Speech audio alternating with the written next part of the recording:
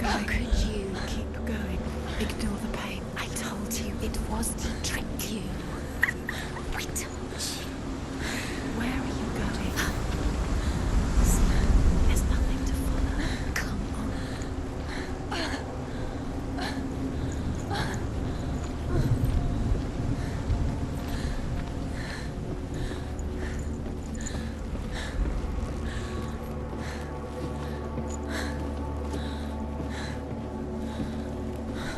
Before she first met him, she was not in a good place. Just a teenager, but not like the others. Barely functioning, she rarely left the house. Her father's in-bell made sure of that. Only occasionally did she venture out on her own, collecting firewood and herbs. Errands out in the Orkney Plains. That was her world. Like this one.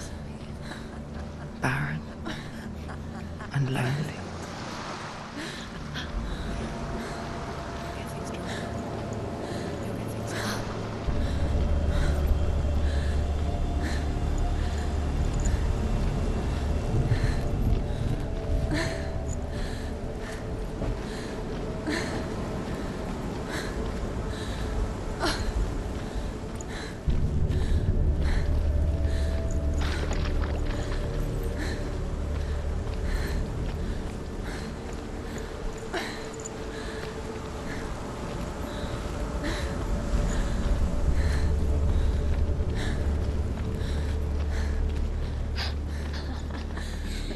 Already disappeared. Nothing lives here, not even you.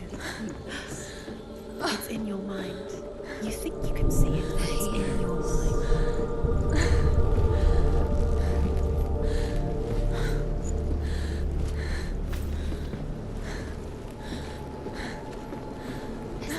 There he was. The lone figure of a boy. He's there. Under the tree. Swordplay under the shade of a tree. She remembers the first time she saw him. To her young eyes, he moved as if dancing. He's there. Under the tree. And the world danced with him. The gloom lifted. And for the first time in years, she felt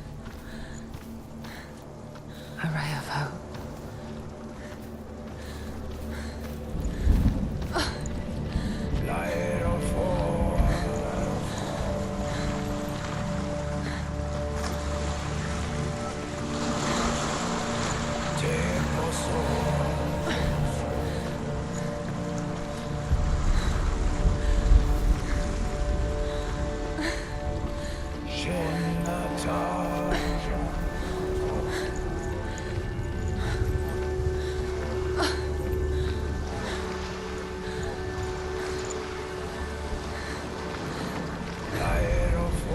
The Northmen tell of a great hero. His name is Sigmund. His father's hall was built around a great tree, and one day Odin comes and thrusts a sword into the tree, a gift to whomever can release it. Many try, but the sword only comes out at Sigmund's touch. His brother-in-law, King Siggeir, wants it, but Sigmund refuses him, so King Siggeir plots revenge. He invites Sigmund and his brothers to a feast, but when they arrive, they are met with an army, not a warm welcome. King Siggeir captures Sigmund and his brothers, steals his coveted sword, and readies them for execution.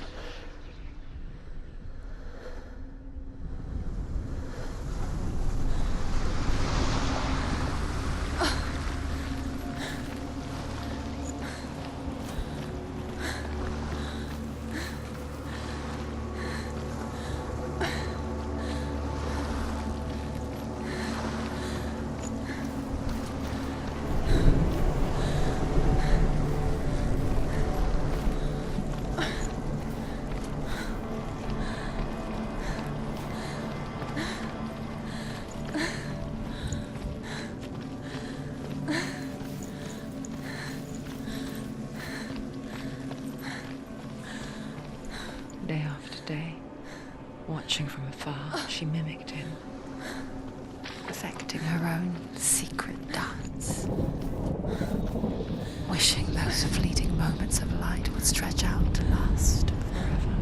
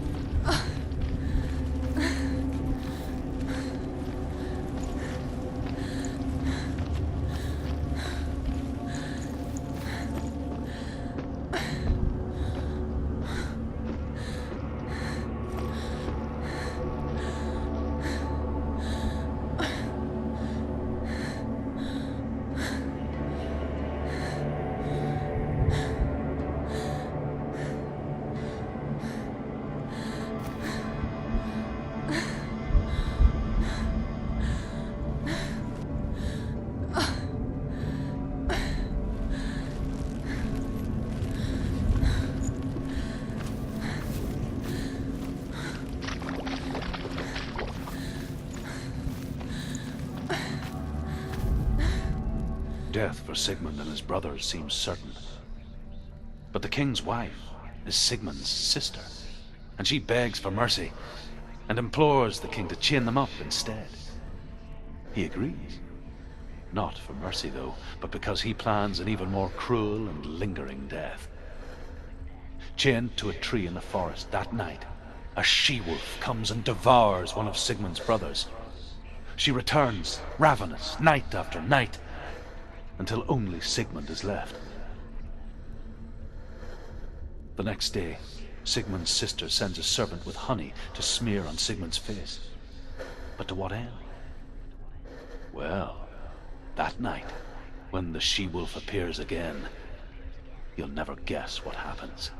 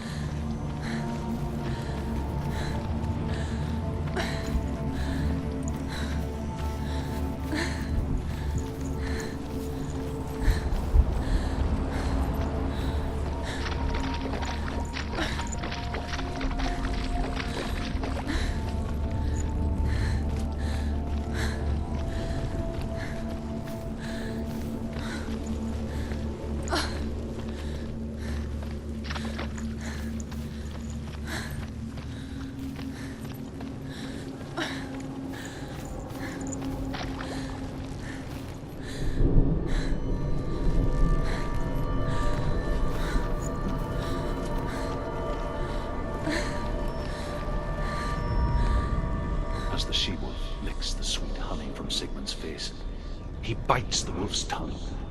The she-wolf pulls away, But Sigmund holds on. The chains break, and he is free.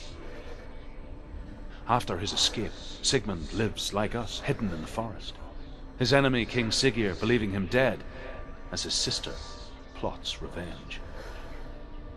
And for vengeance to succeed, even the great Sigmund needs help. So she sends her sons to him. But their blood is weak and corrupted, and they're put to death by Sigmund.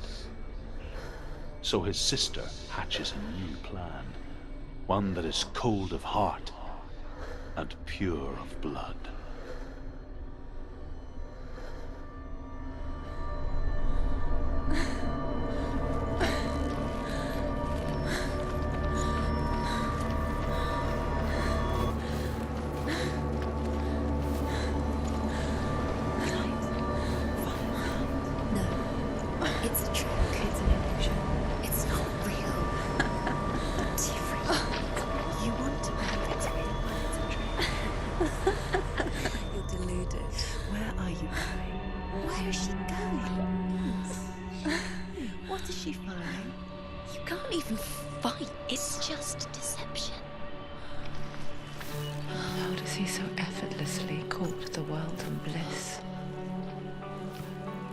She could do the same.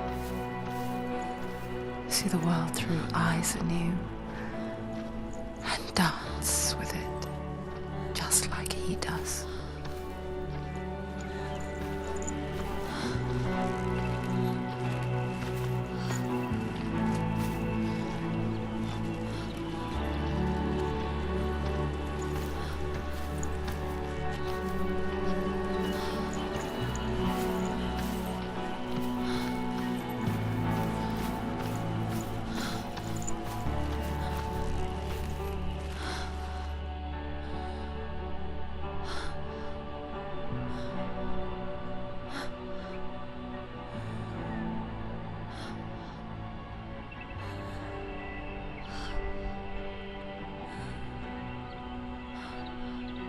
What's your name? Senua. I haven't seen you before. I don't leave home much. Oh, Zeno's daughter. I have to go. Wait. Who taught you to fight like that? No one. No one?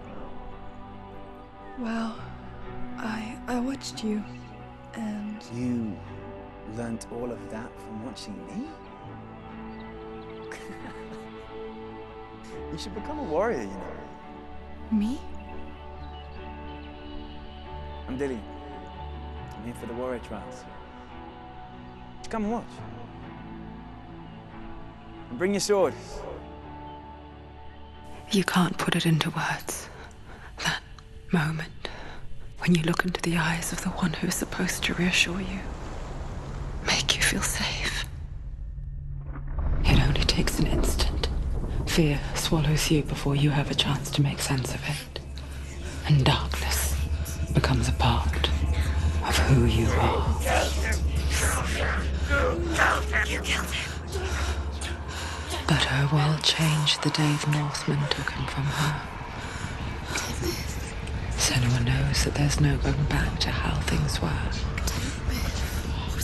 That there's nothing to go back to at all. Stay still, stay quiet, hide, don't tell her. Their gods can see into your mind. They will use this power to destroy you. They won't stop me. I can still feel him. Whatever's left of him, they will never let him go. I'm not gonna let him rot here! You're the one rotting here. Leave me alone! You will die here. No! And all your suffering will have been for nothing. Shut up!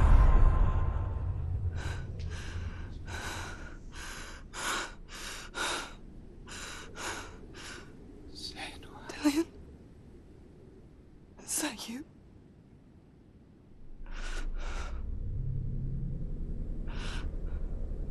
I'll find you, my love. I promise.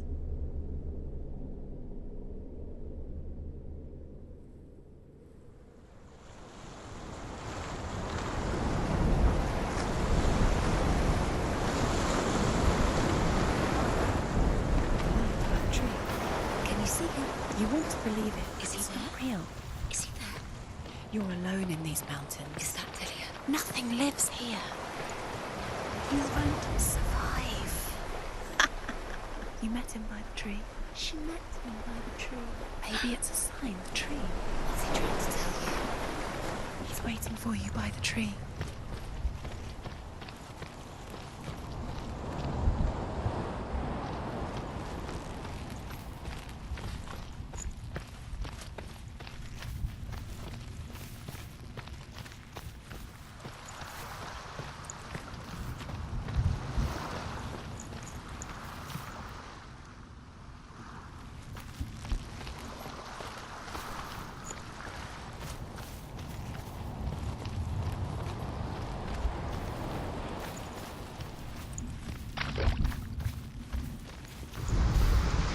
Sigmund's sister trades shapes with a sorceress, and in disguise, she lies with her own brother. She gives birth to a son named Sinfjotli. After a time, she sends him to the forest to Sigmund. He tests the boy and finds him strong and fearless, and so they go to take their vengeance on King Siggeir. But luck is not on their side. They're captured, and Siggeir has them buried alive.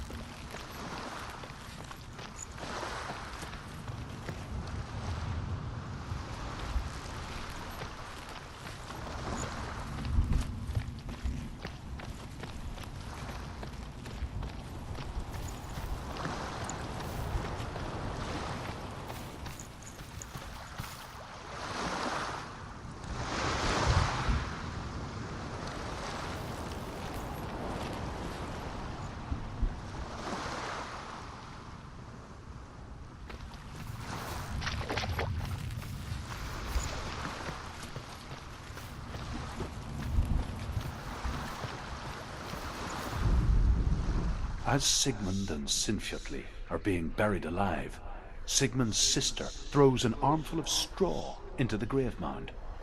Hidden in the straw is Sigmund's sword, the gift of Odin. They cut their way out of the grave mound and set fire to Siggeir's hall. The king burns to death.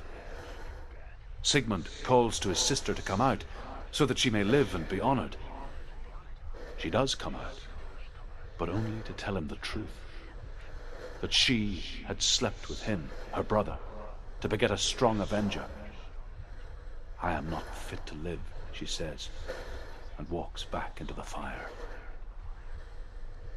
Strike vengeance from your heart, Senua, as there is always a heavy price to pay.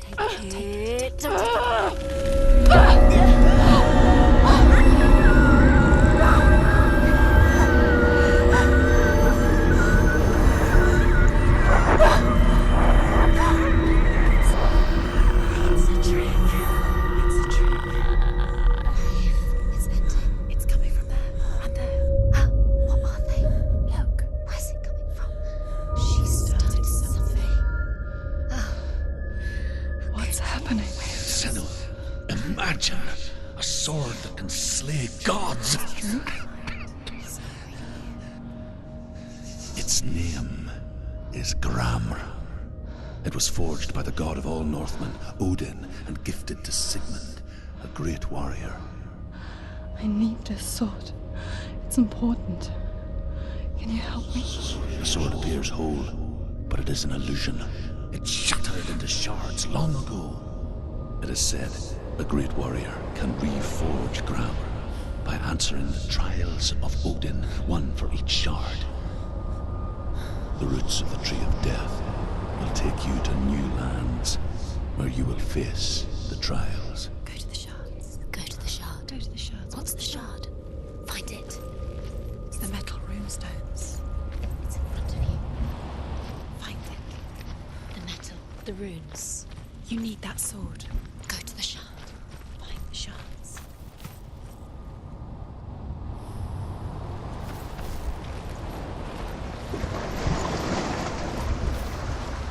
Where is it? Find it. There it is. Focus. There's the shard. Focus. Focus. Use your eyes. Look. Get closer. What can you see? A king in the north forced the dwarves to make a sword that would never fail and never rust, and that would slice through iron and stone and bring victory to its bearer. But the angry dwarves cursed it. It would be the death of a man every time it was drawn, and it would be the death of the king. Let me tell you about the sword Tyrving.